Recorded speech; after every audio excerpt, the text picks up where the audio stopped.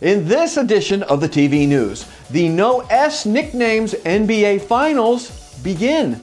All rise for the TV News judge and jury, plus the TV programming pulse. Stand by for the TV News.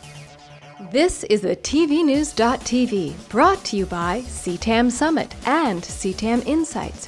One location, two conferences, one price to access both. For registration and information, visit ctamconferences.com. Welcome to the TVNews.tv. I'm Jeff Grimshaw. It's Wednesday, June 13th, and here now is the lead. Well, the NBA Finals have begun. You know what? Better make that the final. What happened to the S? It got lost, along with the participating teams' S's in their nicknames. Like this, the Heat and the Thunder. Now, we believe this to be a very first in sports, a championship series with no S in either of the team's nicknames. Now, we at the TVNews.tv, we're traditionalists. We like team names with S's like the world champion New York Football Giants. So in our opinion, this is without a doubt the crappiest nickname final in sports history. Now, will this anomaly negatively affect the ratings? Well, keep checking in with the TV News and we'll let you know.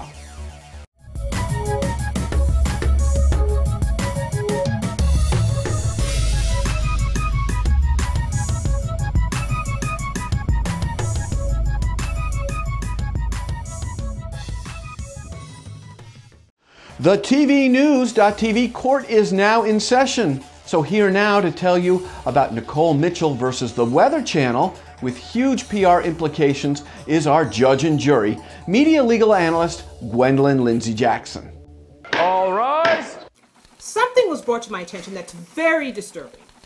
Apparently, a former news anchor, Nicole Mitchell, for the Weather Channel has claimed that her rights were violated and she was fired from that network because of her status as a U.S. Air Force captain. Apparently, she claimed that her contract in 2010 was not renewed because she had to perform mandatory military duties and the management was upset with her for doing so. Mitchell claims that her rights were violated under a federal law which is called the Uniformed Services Reemployment Rights Act of 1994, which is a specific federal law put in place to make sure that soldiers and sailors and service members are protected from being fired and harassed by employers who refuse to allow them to serve their country. Captain Mitchell claims that the networks started harassing her in 2008, and it all happened after the Weather Channel was bought out by NBC Universal and various equity groups. Now, what they need to understand is that USERRA, which is the Uniformed Services Reemployment Rights Act, is a mandatory law, and an employer is subject to punitive damages, being punished for violating the soldiers' rights, and they're also subject to triple damages for violating soldiers, sailors, and airmen's rights.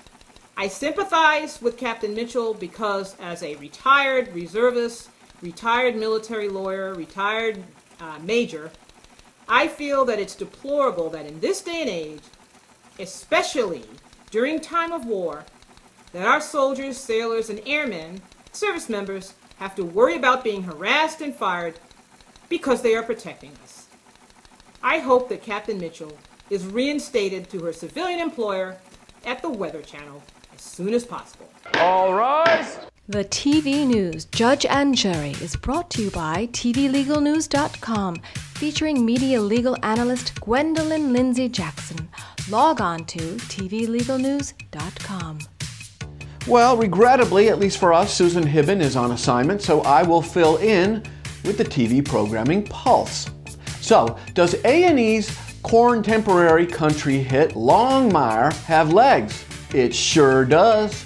Longmire, in its second outing, tacked on a bit to its premiere with viewers and saw double-digit growth in key demos.